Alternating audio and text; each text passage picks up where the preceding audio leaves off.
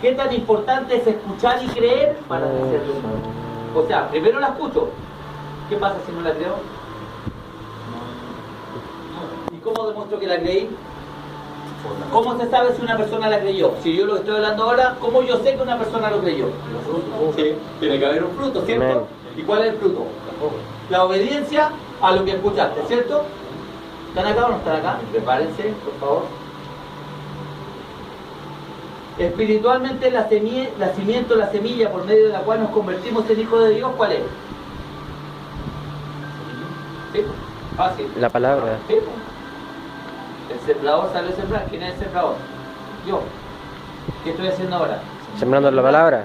La semilla, ¿cuál es la semilla? La palabra. La palabra, ¿cierto? Por eso dice en Lucas 8:11, esta es pues la parábola. ¿La semilla cuál es? La palabra. La palabra de Dios. Esta es plantada ¿dónde? En uno. Rápido, rápido. ¿Dónde es plantada? Yo estoy predicando ahora. Estoy plantando una en semilla. uno. ¿Dónde? En uno. En el espíritu. Muy bien, en tu corazón. Oye, esto es una locura. Prepárense para lo que están recibiendo. ¿Sabes por qué? Porque es tan locura el cuento que tú tienes que entender por qué hay gente que la recibe y otra gente que no la recibe. Porque hay gente en la cual la palabra da fruto y otra que no da fruto. Si la palabra es la misma o no es la misma. Sí. ¿Y por qué en algunos sí y en otros no? Porque Pero es que todos la recibimos en la carne, pues, en el inicio. Entonces el problema no está en la no era el carne, tiempo, en uno. porque la carne fue solucionada. Acuérdense, lo que pasa es que Juanito se nos pierde de repente, entonces ya lo vimos, la justificación, los primeros 5 capítulos de Romanos, ¿cierto? ¿Y de qué hablan? Justificación, de lo que Cristo hizo por ti, ¿cierto? Cristo solucionó el problema de tus pecados. Después en el capítulo 6 vemos la santificación, que es lo que me pertenece a mí. ¿Amén? Amén. Entonces prepárate esto. Esta es plantada en el corazón de los hombres cuando escuchan el Evangelio. Luego, cuando creen y lo obedecen, se convierten en recién nacidos. Prepárate para lo que van a recibir. O sea, ¿cuál es el proceso para nacer de nuevo? Oír, escuchar, después creer y después activar. Obedecer. Imagínense, siempre hemos hablado de 3 pasos, siempre son 3 pasos. Dios es trino. El número 3 de la Biblia es sumamente importante.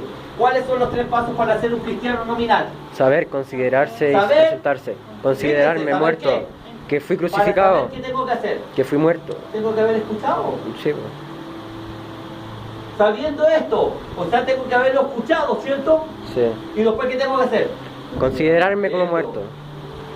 Porque si yo sé esto y no lo creo, ¿qué pasa? No me puedo No me voy considerar. a considerar, po. Si no creo que Cristo solucionó el problema de mi vieja naturaleza llevándola a la cruz, no me voy a considerar muerto, porque no creí que Él me había matado y que así había solucionado el problema de la fuente que hace que yo peque. Díganme amén. Amén. Entonces tengo que creer lo que escuché y de ahí viene el fruto. ¿Cuál es el fruto? Santificación. Considerarme. Y después, Presentarme. Presentarme a Dios como vivo entre los muertos. ¿Están acá? Amén. ¿Están preparados para lo que viene? Amén. ¿Hasta ahora cuántos han nacido de nuevo? Ahora te voy a destruir. Ahora te destruir. ¿Cuántos han nacido de nuevo de verdad?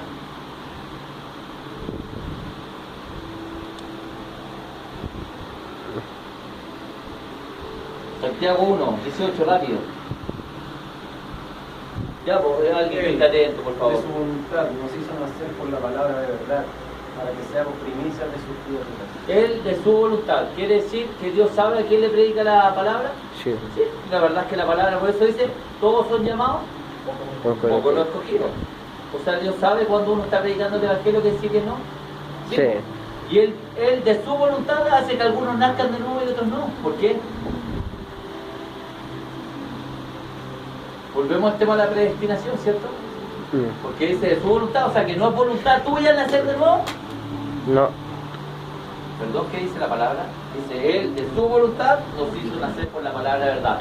¿Por qué algunos la creen y otros no? ¿Por qué a algunos Porque- les interesa y toman interés y otros después se pierden? Porque no es nuestra la voluntad. reciben, la dejan pasar. No es nuestra voluntad.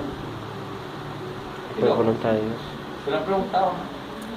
Porque hay gente que permanece escuchando esto y hay otros que escuchan esto, no les pasa nada y se van y no vuelven nunca. ¿No se han preguntado nunca eso? Ahí le está diciendo, ¿no? Dios conoce los corazones de la gente, Dios sabe quién se quién no. Él sabe, por eso es que tú sigues perseverando. Lo que pasa es que tú tienes que cuidar tu salvación con temor y con temor. Tú tienes que ser de los que permanece, de los que persevera hasta el fin. Vas por bien camino, vas por muy buen camino. Por eso es que uno va viendo que hay unos que van saliendo, se van yendo y se pierden y juran que se van a ir al cielo, pues. Imagínate que hay gente que llega a pensar que esta vida es más importante que la otra, y eso no habla de estupidez humana, es una estupidez humana. Hay gente que sale de acá y se muere al tiro, imagínate, y descuidó la otra vida que era la verdaderamente importante. Entonces cuando uno le resplandece esto, uno es capaz de dejarlo todo por ocuparse de la otra vida. Amén. 1 Corintios, rápido Rodrigo, vamos. Porque aunque tengáis 10.000... ¿Qué era yo? Instructores, ¿cierto? Aunque tengáis 10.000 instructores en Cristo, no tenéis muchos padres, pues en Cristo Jesús yo os engendré. ¿Qué significa engendrar?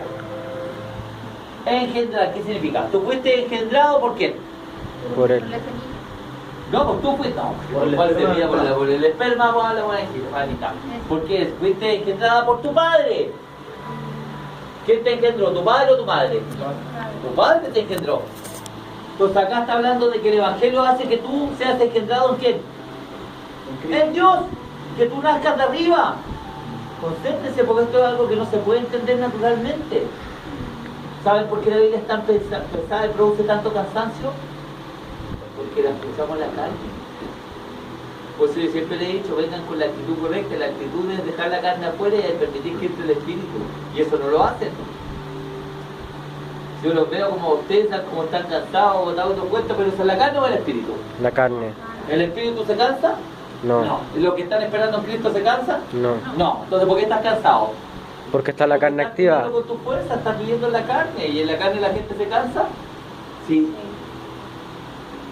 Porque una persona igual que tú viene cansada, viene agotada, se sentía mal, pero se para acá y yo puedo estar toda la noche predicando el Evangelio. ¿Qué es? El Espíritu. Ah, bueno. Pero de verdad se lo digo. Amén. Juan 1, rápido, 12-13.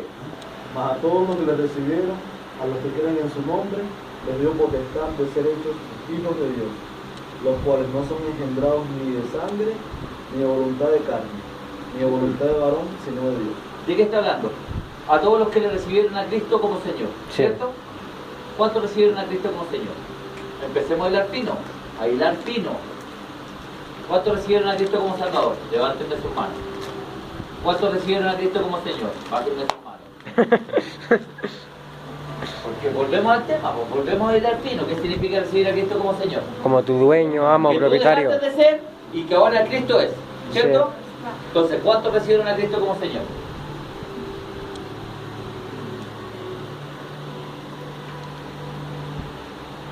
Hablando en serio, iglesia, pero ocúpense de esto, no es que hay que ocuparse de la salvación. Ocuparse significa, ¿qué se refiere con ocuparse? Significa trabajar en ella, ¿cierto? Sí. O sea, lo que Pablo está diciendo, te están dando los datos, te están dando ¿cómo se llama? Los pins para que tú produzcas los cambios necesarios para que el Evangelio se vaya dando en ti. ¿Amén? Esto significa ocuparse. O sea, ¿quieres llegar a ser salvo? Sí, ¿cierto? Y para llegar a ser salvo, Dios, ¿qué te está dando? Te está implementando semillas, ¿cierto? Está implantando semillas en ti. Y esas semillas tú tienes que creerlas y tienes que hacer que den fruto. ¿Y el fruto cuál es?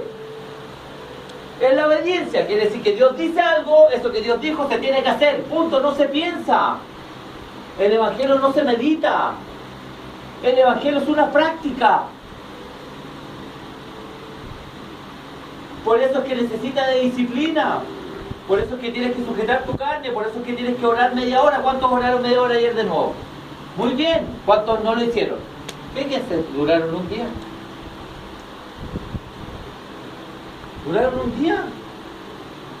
Yo les dije, esto tiene que ser ahora una práctica común en ustedes, y de la media hora pasar a los 45 minutos y después a la hora, porque si no, no hay mimetización con Dios. Cuando uno está en el lugar secreto y está mimetizado con el Padre, es cuando el Padre empieza a reflejarse en uno, que es lo que pasaba con Moisés, lo que pasaba con Jesús. Díganme amén. Amén. Era el tiempo en oración el que hacía que Dios se introdujese en ellos y que después pudiese manifestarse a la dimensión. El solo acto de conocer el Evangelio por sí mismo no te convierte en un hijo de Dios. Para tener el poder o derecho de convertirte en hijo de Dios, O sea, nacer de nuevo, uno debe creer en Jesús. Prepárense para lo que viene, porque dije que se prepararan.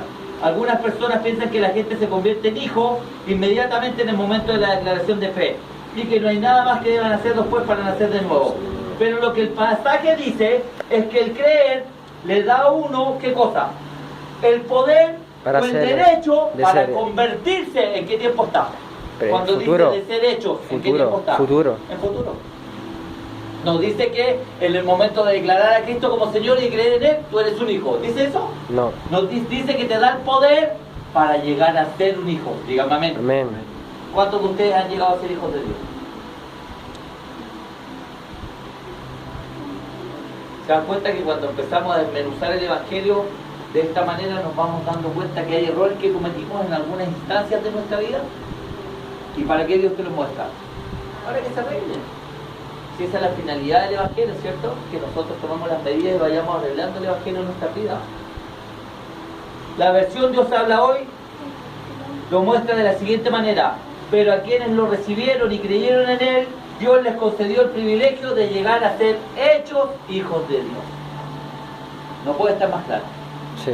O sea, a los que creen en Jesucristo, Dios les da un poder que se llama Espíritu Santo. ¿Para qué? Para ser hijos de Dios. Para que te llegue a conformar.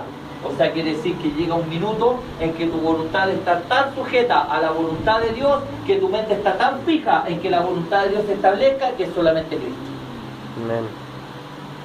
No sé si están acá. Por eso, llevando todo pensamiento cautivo a la obediencia, quiere decir que voy a hacer algo que la carne me pide. No, se va a hacer lo que la palabra dijo. Amén. Ese es el nivel, la estatura del varón perfecto a la cual te tiene que llevar el Espíritu. ¿Cuál es? Sujetar tu voluntad a los designios de Dios. Amén. ¿Quiere decir que tu voluntad se anula en el momento que recibiste a Cristo? Dígame amén. Sí, amén. Se anula. Tus sueños, tus metas en este mundo se mueren. Sí. Sí, dígame amén. ¿Eso es ser cristiano? Por eso, el que no tome su cruz cada día y me siga, no es digno de mí.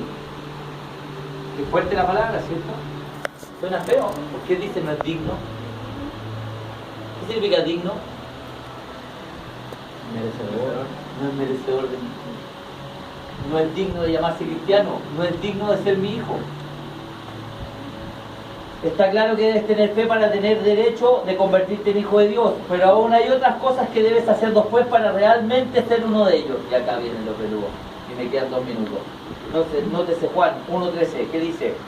Los cuales no son engendrados de sangre, ni de voluntad de carne, ni de voluntad de varón, sino de Dios. Primera de Pedro 1, 22, 25, habiendo purificado vuestras almas. Fíjate, ¿cómo se purifica tu alma? Vamos hilando más fino aún. ¿Cómo se purifica tu alma? Por obedecer. Dime amén. Amén. ¿Cuántos de ustedes tienen sus almas puras? Porque Primera de Pedro 3 dice que el que tiene esta esperanza de llegar al cielo, ¿qué hace? Se purifica. Y acá la palabra te está diciendo cómo se purifica uno. ¿Cómo? Obedeciendo. ¿Cuántos puros hay acá? Oye, que estamos complicados. Antes levantar la mano, pero todos a cada rato se han dado cuenta que han ido bajando ya los... Amén. Amén. Eso es bueno, hermano. Bueno. Yo encuentro que es muy bueno lo que está pasando, se lo digo en serio. Es muy bueno porque esto es una confrontación, ¿o no? Sí, es una confrontación. Estos versículos muestran también que solo podemos nacer de nuevo por medio de seguir la voluntad de Dios y no la tuya. O sea, quiere decir que si tú quieres llegar a ser un hijo de Dios y quieres entrar al reino de Dios, tienes que entender que allá se vive en teocracia y que ya no se hace tu voluntad, sino la voluntad de otro. Amén. Por eso es que ningún rebelde entra. ¿Está claro o no está claro? Amén. Por eso dice, no todo el que me dice Señor, Señor, sino solamente el que hizo la voluntad de mi Padre, ese va a entrar. ¿Saben cuánta gente quedó afuera? ¿Saben cuánta gente quedó afuera ahí? Muchísimo. No podemos decir todos, pero muchísimo. Y yo digo que estos tiempos que estamos viviendo son los más difíciles, producto de que ya no tienes tiempo para Dios, no tienes tiempo para dedicarte a tu vida espiritual, ni siquiera tienes tiempo para equilibrar tu vida. ¿Sabes por qué? Porque estás siendo engañado y eso lo permites tú porque no tienes el poder para decidir, siendo que Dios te lo devolvió si es que Cristo vino a ti. Está el Espíritu que te da poder, que te da amor y dominio propio, tú ya sabes lo que tienes que hacer. Y si no llegas a ser cristocéntrico en esta vida, ¿cómo vas a llegar al cielo? Si Cristo no logra entronarse en ti y tomar el primer lugar y la posición que le corresponde en esta vida, no tienes ninguna posibilidad de entrar. Amén. Por eso dice a todos los que le recibieron y a los que creen en Él. ¿Están entendiendo, no? ¿A qué se refiere recibirlo y creer? Si me creen, ¿qué dijo el Señor? Lo que yo hice harán. ¿Por qué me llaman Señor? Dijo. Si no hacen lo que les mando. O sea, ¿qué significa que Él sea el Señor? Cuando uno lo confiesa como Señor, ¿qué significa? Que Él es mi yo me dueño. pongo a su disposición para que se haga lo que Él dice. Dígame. Amén. Por eso dice en Lucas 6:46, ¿por qué me dicen Señor, Señor y no hacen lo que les mando? ¿Están entendiendo, no? O sea, ¿qué significa Señor? Significa que Él Dueño. pasa a ser el César de tu vida. Y el que desobedecía a César, ¿qué le pasaba? Porque César era Dios. ¿Sabían eso, no? Y César no significaba Julio. ¿Y no es la misma palabra que se usa para Señor? Sí. Es la misma. Esto debe ser así porque la voluntad de Dios es la simiente que produce el nuevo nacimiento. ¿Cuál es la simiente? ¿Cuál es el esperma que Dios tiene que sembrar en ti El para que espíritu. se produzca el nuevo nacimiento? El Espíritu. Su voluntad. ¿Qué es la palabra? Porque en la palabra de Dios está la voluntad de Dios. Vale decir que en la palabra de Dios vamos viendo lo que Dios quiere que hagamos con nuestra vida, ¿cierto? Y Él dice, en el nuevo pacto ya no lo haces tú, lo hago yo. Amén. Entonces, ¿cuál es tu misión? Dejar. Entender el Evangelio y mantenerte en la cruz. Amén. Y sujetar tu voluntad. O sea, cada día es una lucha de que mi voluntad no se haga, sino que se haga la voluntad de otro. ¿Por qué? Porque si en vida, les vuelvo a insistir, no logro sujetar y someter mi voluntad a la voluntad de Dios, y Él viene, no tengo cómo entrar porque soy declarado rebelde. ¿Les cuadra, no? Sí. ¿Se dan cuenta que tiene mucha lógica? ¿Estamos complicados o no estamos complicados? Sí. Imagínense, nos morimos hoy día o viene Dios ahora. ¿Qué hacemos? Perdimos la eternidad y ustedes creen que valió la pena. Imagínate, te dan esos 5 minutos antes de llevarte y te dicen, mira, y te empiezan a mostrar todo tu pasado. ¿Tú crees que valió la pena? Todos los malos ratos que pasaste, la poca plata que ganaste, lo poco que disfrutaste, lo mal que lo pasaste en esta vida, que fue mucho más que lo bien que lo pasaste, ¿sí o no? Por perderse una eternidad perfecta, ¿ustedes creen que vale la pena? No. Háblenme en serio, ¿vale la pena? No vale la pena. Nada en este mundo vale la pena por lo que Dios tiene preparado para la eternidad. Amén. Cosas que ojo no vio y oído yo son lo que Dios tiene preparado. Imagínense lo que va a ser la eternidad. Si acá hemos visto parajes que son hermosos, no hemos visto tierras que son afrodisíacas, playas que son preciosas, ¿cierto? Él dice que nada de eso, ni lo más hermoso de esta tierra se compara a lo que hemos de vivir en la eternidad. ¿Ustedes me dicen que no vale la pena? Sí, vale la pena perder esta vida en esta vida por ganar Sí. la otra. Sí. Cami, ¿vale la pena?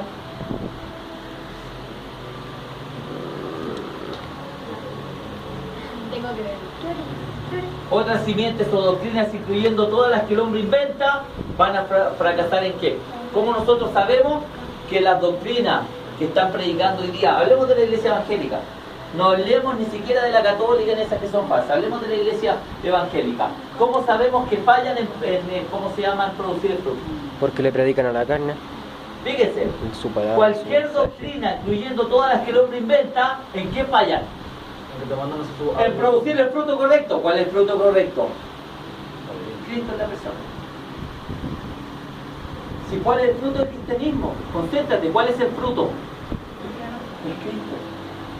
O sea, si tú te conviertes en un cristiano, ¿cuál es el fruto que se tiene que producir o manifestar? Cristo. ¿Están entendiendo? Sí. Ya no vivo yo.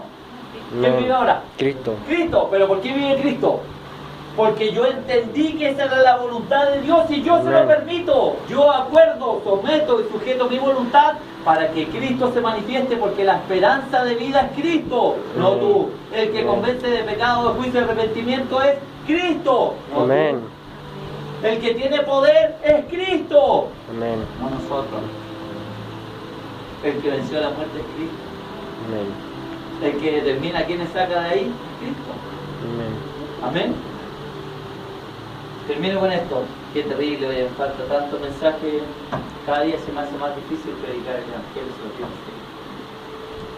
Yo entiendo, se lo digo así, cada día entiendo más por qué Pablo pasaba toda la noche predicando la palabra, porque yo digo, claro, pues la enseñanza tiene que es tanta la necesidad de entregar un mensaje entero, quizás imposible hoy día. No se me distraiga. En el nivel que ya están ustedes, o en el nivel que estamos, y sin levantarnos de iglesia, ya se hace difícil predicar un mensaje sencillo y simple. Porque tenemos que ir desmenuzando cada palabra, tenemos que ir entendiendo cada palabra. Porque hoy día las palabras son importantes para nosotros, sí. Hoy día desmenuzar las palabras y darle entendimiento a cada una de las palabras bíblicas tiene mucha importancia. La Biblia debe ser falsa y a la vez rechazada. Díganme amén. Amén. Entonces, dice la Biblia, en Gálatas 1, 8 y 9, Raúl, por favor, o alguien que... Mas si aún nosotros, o un ángel del cielo, os anunciare otro evangelio, diferente del que nos anunciaba, sea anatema. Como antes he dicho, también ahora lo repito. Si alguno os predica diferente evangelio del que habéis recibido, sea anatema. ¿Qué significa anatema, iglesia? Segunda de Juan, cualquiera que se extravía y no persevera en la doctrina de Cristo, no tiene a Dios. Concéntrate, miren qué simple. Cualquiera que se extravía y no permanece o no persevera en la doctrina. ¿Qué significa doctrina? Enseñanza.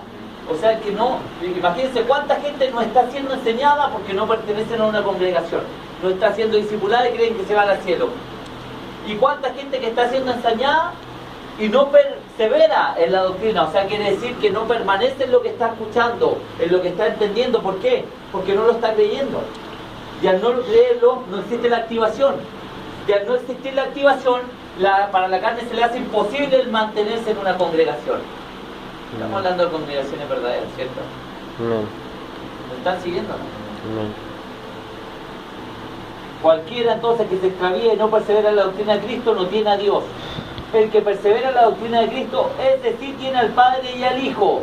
Si alguno viene a vosotros, si no trae esta doctrina, no lo recibáis en casa ni le digáis bienvenido. ¿Y qué es lo que hacemos nosotros? Recibimos a cualquier persona en nuestras casas y no es para hablar de Cristo. Y tú solamente estás en esta tierra para ser un instrumento y presentar tus miembros y tu boca para que Dios la pueda usar para tratar de convertir a esa gente. Tú no viniste al mundo a ser amigo. Es lo mismo que en un trabajo. Tú no vas a un trabajo a ser amigo, vas a trabajar. En el reino es lo mismo. Dios te deja en esta tierra ¿para qué? Para que se establezca su voluntad. Para que seas un vaso de honra. ¿Y cómo se llega a ser un vaso de honra? Fíjate, ¿este vaso es un vaso de honra o de deshonra? Concéntrense. Es un vaso de deshonra, ¿cierto? Si es que está en la naturaleza pasada, es un vaso de deshonra. Deshonra porque está lleno de pecado, ¿cierto? Viciado según los rudimentos del mundo. ¿Amén? Entonces, ¿cuándo se convierte en un vaso de honra? Un momento del Espíritu. ¿Cuántos están acá? Entonces, ¿qué significa vaso de honra? Que ya no estás tú, que está Cristo. Amén. Vamos a los temas. ¿Ya? Vaya.